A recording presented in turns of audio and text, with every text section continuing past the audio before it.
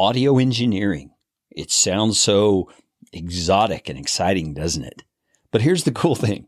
Audio engineering is something that can be learned, and you could actually receive training from one of the podcast industry's best audio engineers.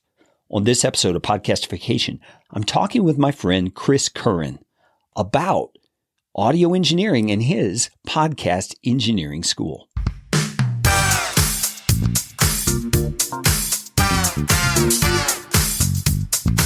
My name is Kerry Green, and I am the client happiness guy at podcastfasttrack.com, and this is Podcastification. This show is all about podcasting. How to do it, how not to do it, best practices, interesting news items that have to do with the realm of podcasting, and who knows what else. And I'm trying to do it all with a little bit of fun and some information to help you get a show going, keep yours going, or make it better. And if you like what's going on here on the show, I would appreciate it, oh so appreciate it, if you could leave a rating or review on iTunes. You can find out how to do that at podcastfasttrack.com/review. That's enough of that kind of stuff. Let's get you podcastificated right away.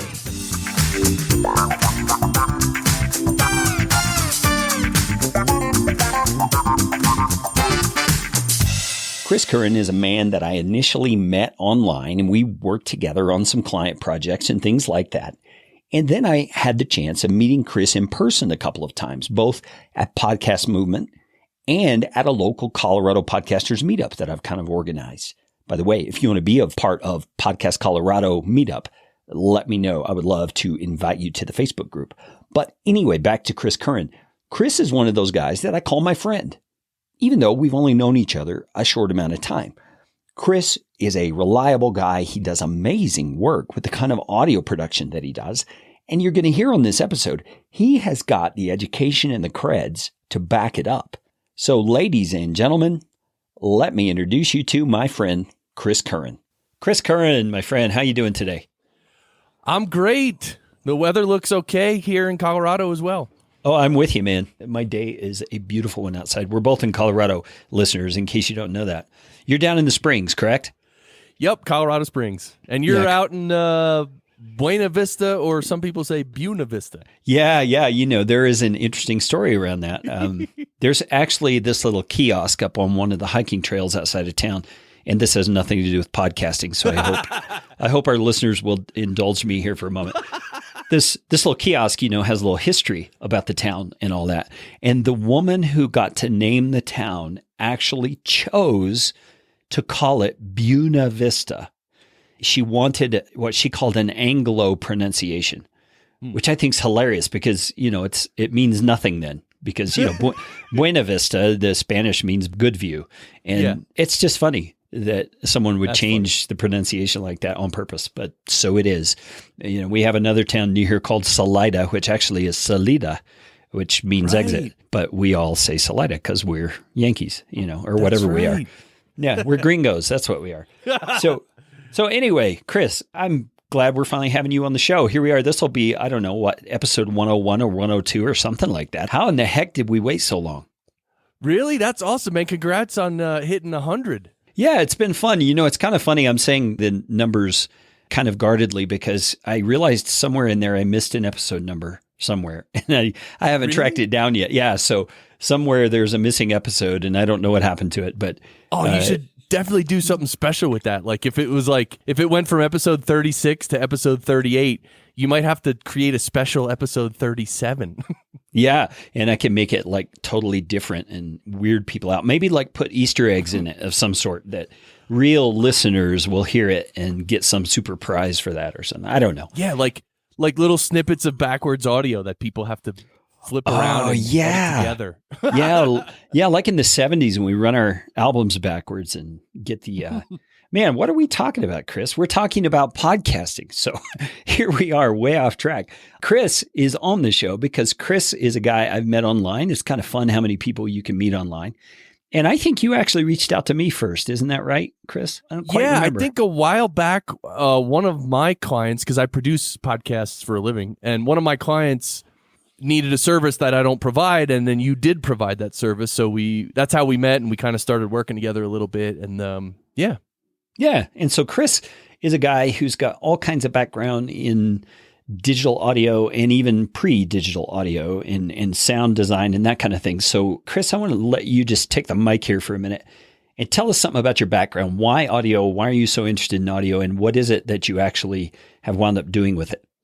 Yeah. So when I was in high school, I played some instruments and I was in a band. I was a drummer, and then I was really into audio, and then we needed to record for our band. And so my friend gave me his old 4-track recorder. So, and this was back in the late 80s. So I recorded our band, and I just loved the whole concept of recording was awesome. So then I went to, after I graduated high school, I went to 1 year of college, and I was like, I'm done with like school. I can't do it anymore. I didn't want to do it. So I worked for a year. Then I went to recording school, which was a program in Ohio that was like 8 or 10 weeks long or something. It was like the basics of audio engineering. So I went there to Ohio for a little bit, and then I went to New York City, and I ended up working in New York City for about 4 years, working on all kinds of records and, working with really great engineers and becoming an engineer myself and working on a bunch of albums and getting album credits. But I ended up leaving New York City because I worked on a lot of rap music, like a lot, which is okay. But after a while... Let me interrupt you there for a minute. 1 album, 2 albums, that's a lot when it comes to rap. I mean, I don't mind rap, but if you're working on them constantly, oh my goodness. Yeah, day in, day out, it gets really old. Even if rap is your thing, I'm sure it would get old, but it really wasn't my thing. So anyway, I went back out of New York City. I went back to Jersey and was working on, as a solo producer. And then I started working with my family business, and then I sort of drifted away from audio, although I was in bands the whole time. And then in 2011, the end of 2011, I somehow heard about podcasting, and I somehow found Cliff Ravenscraft, and I was like, wow, podcasting, it's audio and you can just publish it. And, I got all into podcasting, and then I was like, I can do this. I have a background, like I'm super overqualified for podcast production. And I'm like, I'm going to do it. So I actually set up in New Jersey a studio, an in-person studio. I had that for 3 years, and I would work with local people. They'd come in and sit there, and I'd engineer their podcast, and they'd bring in their guests, and we'd record. And that's how I started my company, Fractal Recording. And I've been doing that ever since. That is super cool, Chris. I didn't know you had that in your background. Let's just take a little diversion here for a moment. I would assume you really like this concept of what we're seeing pop up in larger cities, mainly these little pod booths or podcast recording studios that you can go in and rent by the hour or whatever. Have you heard about those things? Yeah, I've heard of a couple of them. I don't know what they cost and stuff like that. But yeah, it's great. I mean, look, if they can have a pretty good setup and you can walk in and just record either onto your SD card or onto your computer or whatever, it seems really easy, like, oh, just walk in and record. But it's not that easy, because you have to, what are you recording onto, whether it's an SD card or a computer, and then you have to get the levels right. I assume these places have like a staff person there to sort of help with this kind of thing. Yeah, I would hope so, or at least somebody to make sure people aren't stealing the equipment, That's true. Yeah, so I think it's a great idea. You were essentially doing that, only you were manning the station and you were actually engineering their show for them. Yeah. That so is cool. The service I've always offered my clients is like the ultimate hand-holding experience, where literally my client just hosts the show and I do everything else. And I still do it that way even when I work remotely, because right now I live in Colorado Springs and I have my studio in my basement and I engineer all my clients remotely. There's no one in person here except me. So, man, that is amazing. So I am going to unshamedly steal all your trade secrets. Tell me how you do that. I mean, are you setting this up on Zoom? Are you doing this over something like we're on, like Clean Feed? How are you setting all this up? Yeah, using these voice over IP recording services like Clean Feed. I was using one, well, mainly I use Zencaster and I use Ringer as a backup.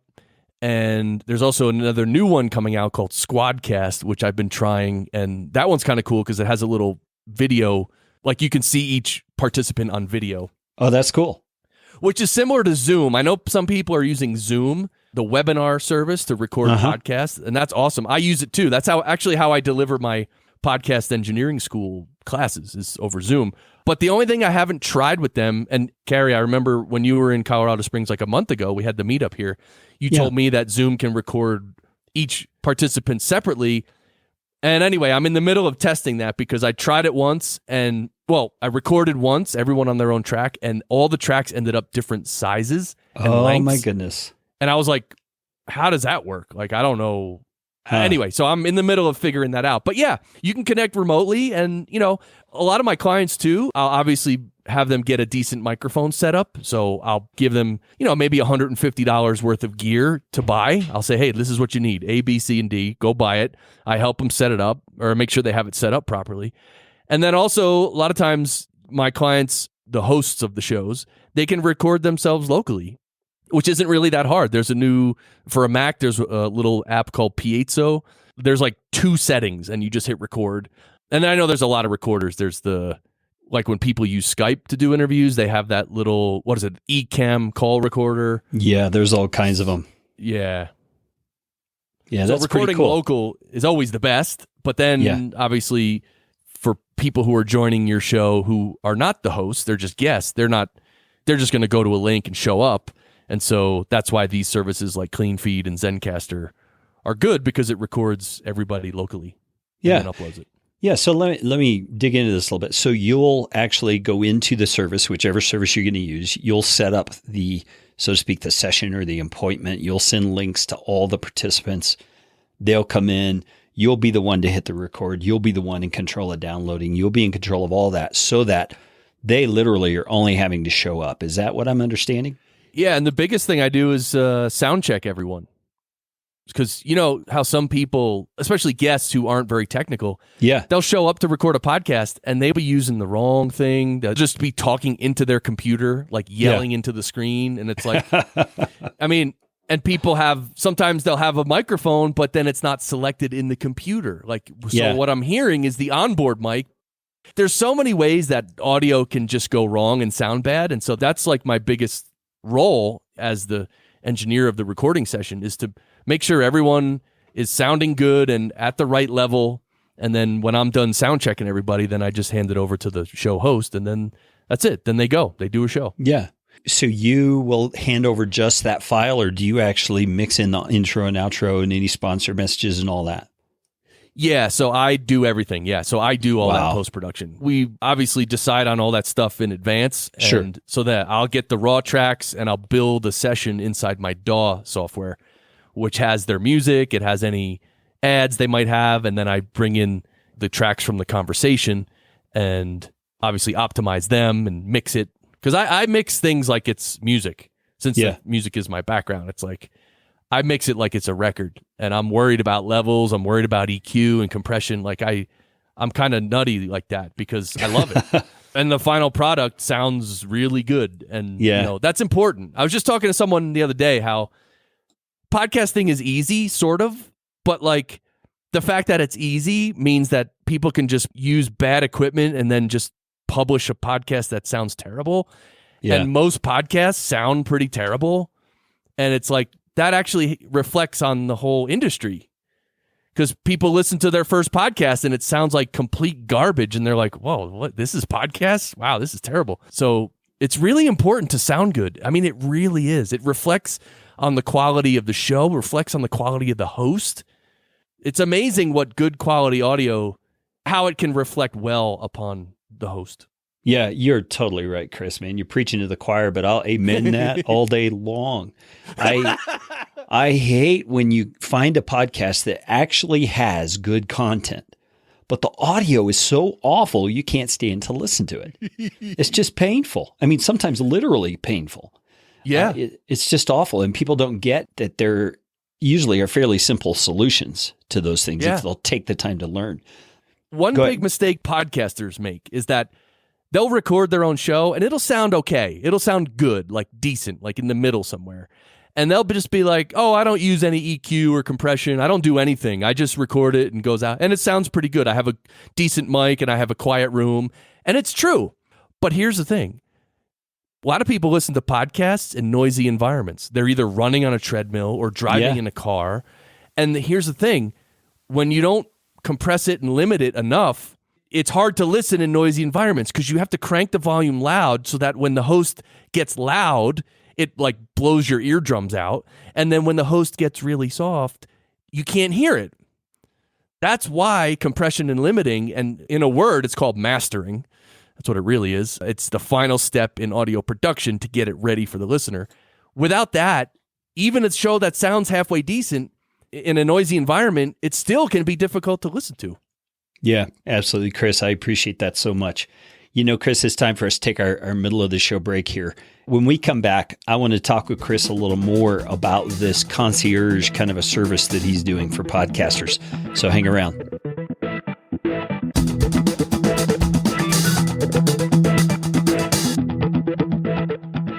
Man, as you can hear, Chris really knows his audio. He's spent a lot of time playing around with it.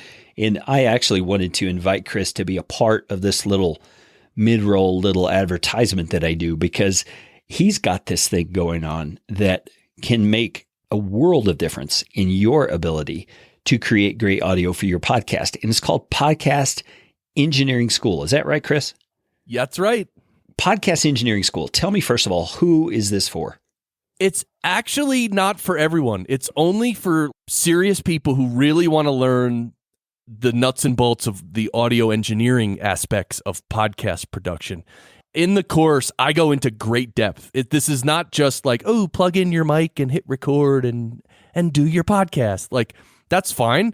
But what I'm teaching is really deep stuff. So really, most students who come through, they want to learn how to produce their show better, but usually my students are people who want to actually start doing podcast production for other people so that they can make some income and they can have a side business or a full-time business producing podcasts and get paid really well. Most students who sign up are like that. Others are just, they might have 2 or 3 podcasts and they do all the production themselves. And of course, they're very frustrated a lot of times because they don't know how to, make it sound good and how to do it right. So then they'll invest in my school, where I'll basically tell them the most professional way to produce any podcast audio, period. Yeah, and just for the sake of reference, this is late April 2018, and Chris has another podcast school coming up here soon, but I'm looking at his website right now, and he's right. This is not for everybody. This is for somebody who wants to invest in their podcast education. His course right now, it's a 7-session class of live interactive on live training, has bonus videos, has 2 hours of mentoring with Chris personally, has all kinds of great little bonus features that go along with it. But it's a $1,300 one-time thing. That's your current price. Is that right, Chris?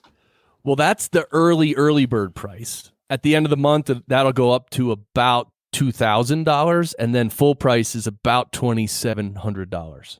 Let me just put a little caveat in here. I know when you start hearing thousands at the ends of words that begin with numbers, you can start kind of glazing over and say, oh man, that's a lot of money. But let me put this into a different context for you. If you have a bachelor's degree or a master's degree, how much money did you spend getting that thing? And then a second question, how much are you using that thing that you paid so much money for? My guess is if you're like me, you're not using it and you spent way too much for it. And this is a thing where for $1,300 or $2,000, you can spend 7 sessions getting schooled by somebody who really knows what they're doing and get a trade that you can use the rest of your life. Because I guarantee you, digital audio is not going anywhere. Would you agree, Chris?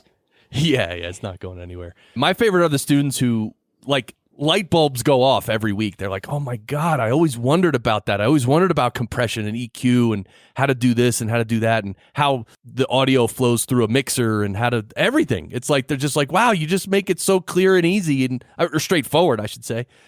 I love that when students, they email me after the classes. They're like, oh my God, this is awesome. Thank you. Yeah, so we're talking about the Podcast Engineering School, which you can find at podcastengineeringschool.com. Registration is going on right now. It's April of 2018. Early bird registration cost is right now just under $1,300. If you get the full tuition price, you're almost at $2,000. So if this is something that sounds great to you, man, jump on it. And I'm sure when Chris has another session, there will be early bird pricing again. You just have to know when those things are. So go to podcastengineeringschool.com, check it all out. Sorry, Chris, my my phone is ringing. Someone's calling for the course right now. Yeah, that's my daughter. Yeah. She's going to say, Dad, you're not good enough. So I'm going to leave that in. That is just so much fun. There is email there for Chris, info@podcastengineeringschool.com, and we will get back to the show.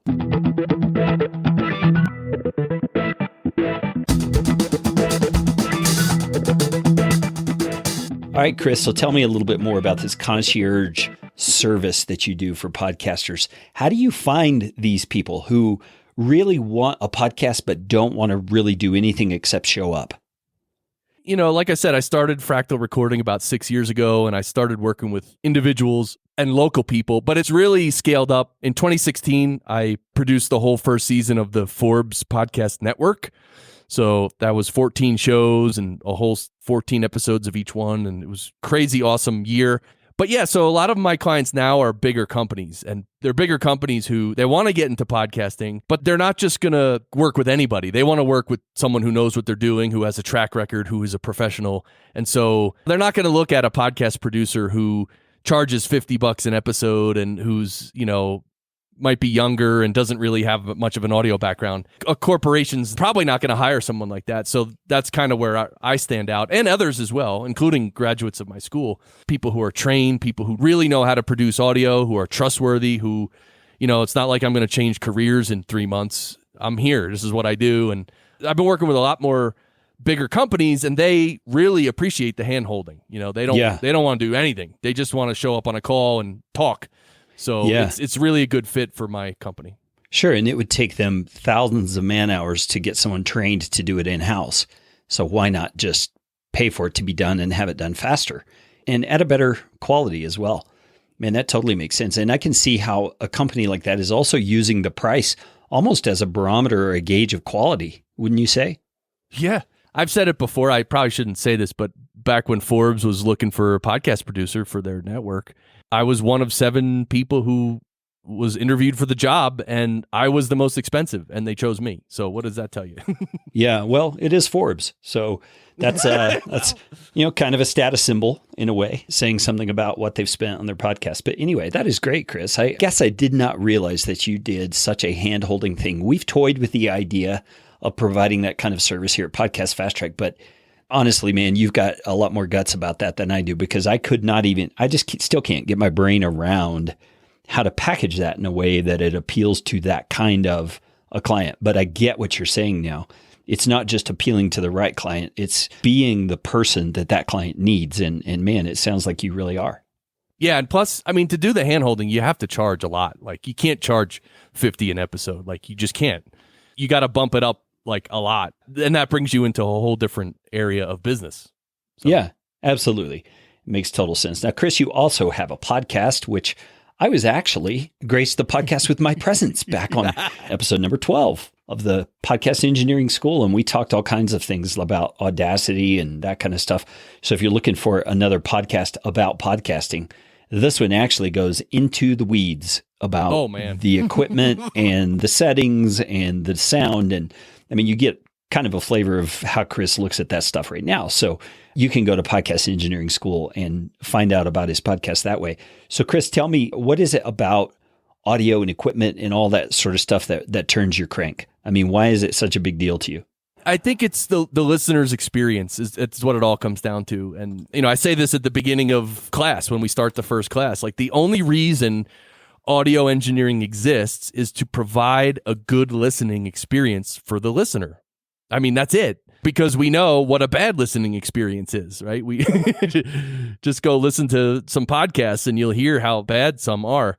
So that's really it. It's just like getting it done right, making it sound good, and avoiding all those problems. I guess I really am an engineer at heart, because I like working on episodes. And when I finish an episode, it is mixed well, it's leveled, it's boom, it's done. I won't say perfect, but it's really good. I like releasing that product to the world, that episode that I think is that good. You know what I mean? Like that, that just brings me joy when I publish that. It's absolutely important to be proud of your work. So I'm going to give you an opportunity here. Give us some of your success stories, some of the clients that you work with and their podcasts that you are just extremely proud of. Yeah, so I've worked with a lot of people over the years. I think the biggest show I'm working with now is called Unchained, and my client is Laura Shin. She's the host of Unchained. She was one of the Forbes shows actually a couple of years ago. She went out on her own now. It's a show about blockchain. I mean, it's the most downloaded show I've ever worked on. So, in fact, a month or two ago, it was up. I think it was number 42 in the world on the top most downloaded podcast. So, crazy numbers. And she does a great job. She's a journalist, so it's, she does interviews, but she knows how to get the goods from her guests. So, I'm proud to work on that one.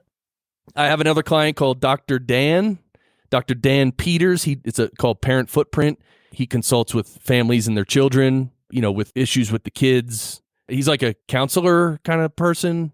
He really helps families and kids, and he has a great show. I just love that. And I've had some other clients too. I mean, I've done a couple other shows myself. One's called The Mystic Show, which is about spirituality. I did 190 episodes of that. I don't do that one anymore, but they're all still there. Which is the beauty of podcasting. Yeah, it's exactly. It's a library of content that's still there. Yeah, that's super cool. Well, that's great to hear some of the shows you're working with and the kind of quality that you're putting out into the world. Chris, I appreciate your time and I appreciate you being on the show. I hope that anybody out there that's listening that is seriously considering getting into editing, I get people, I don't know how often, but I get people sending me emails who listen to the show asking questions like, how did you get into podcast production? I love the editing part, but I don't really know how to start. Man, if you're one of those people and you're listening to this episode, go check out Chris's course. I think Podcast Engineering School is one of the best education you're going to find on doing podcasting. And no, Chris is not paying me to say any of this. I just can tell by looking at his course. And I know Chris. I know the quality that he brings to stuff. If you don't know Chris, you may have seen him at Podcast Movement. When you go through the exhibit hall and you see the different booths there, Chris has usually got a microphone shootout booth set up where they've got like 8 different microphones and you can test them out and see how they all sound. That's Chris. Chris is the dude who does that. And you going to be doing that at Podcast Movement this year, Chris? I'm not sure yet, but I just did it at the big NAB show, which was a couple of weeks ago, which was 100,000 people attend that show. Oh my goodness. And we had our 10 microphones there. It was really, really awesome. Yeah. So what's going to decide if you do this at Podcast Movement or not? I mean, I might do it. I guess, the organizers are contemplating how they want to handle such things. And, gotcha. These shows are like anything else that kind of goes to the highest bidder. Yeah. They haven't actually decided who gets all the booths yet then. Well, I don't know. I mean, you have to pay for a booth. Whoever wants to pay for a booth, you can get one. But this microphone test drive that I do, it's sort of like, it's almost a service that I'm offering, right? Because I need to bring a couple, 3 guys with me. We need to work the show. So it's almost like work. So it's almost like I'm providing a service. So I don't know how to react if I have to pay for a booth and then also do all the work. Like then I don't know if it's a good fit. I totally get that. Totally get that. Well, makes sense. Well, Chris and I'll be there anyway. Yeah. Well, I'm not sure if I'm going to be there yet. That sounds funny for a guy who does podcasting for a living, but I don't know. This year or something about it, I'm just not feeling the vibe. I mean, I put in some speaking suggestions, to do sessions of my own and they all got turned down. And it's not a poor me session. It's just, that's the way it goes sometimes. I think we all got turned down. Yeah. They only have Pat Flynn and then Pat Flynn and then Pat Flynn and then Pat Flynn. No, they probably have other great people. I just haven't looked yet. But I do know one of my clients, Stephen Hart, is doing a presentation. That'll be great. But just one of those things, I'm not certain. It's a good fit for me this year. And I'm not really sure why I feel that way. So maybe I should go into my closet and do some examination. Oh, wait a minute. I am in my closet. Are you really? I have this tiny little studio. It's like 5x8 or something like that. It's a teeny little room, but it's great. So Chris, thank you so much for your time and for your expertise. And I hope that some folks go to Podcast Engineering School and find out more about it. If you do, tell Chris you heard about it on Podcastification. Hello? I told you Chris had the goods, didn't I? I mean, this guy really understands audio engineering and has created a valuable place where people who want to learn the details of good digital audio engineering for podcasting or otherwise can do so in a very reasonable way. Now, let me just say this. You might not think, well, just to do this for my podcast, I don't really think it's worth that investment. But what about this? What about if you were one of those people who enjoys audio engineering enough that you might want to start doing this as your own business. Set up your own freelancing gig and get clients and do audio for a living. It might be the way some of you could get out of that 9-to-5 rat race that you're trapped in. And Chris and I talked a little bit after I stopped the recording, and we just may figure out a way to partner together for some of his graduates to come on board my team as I have need of future audio engineers. Could that be you? Who knows? You can find all the details for how to contact Chris and get more information about his podcast engineering school in the show notes for this episode, which you can find at podcastfasttrack.com/101, or you might find it easier to go to the description section on this episode in your podcasting app. And all the links to those resources and Chris's contact information and social profiles is going to be right there. Okay, you know what time it is. It's time for you to go out and make it a podcastificating day. This show is brought to you by Podcast Fast Track, where my team provides professional podcasting services without the time suck. Full production, editing, and show notes, all in one monthly subscription package. You can find out more at podcastfasttrack.com. Now go out and make it a podcastificating day.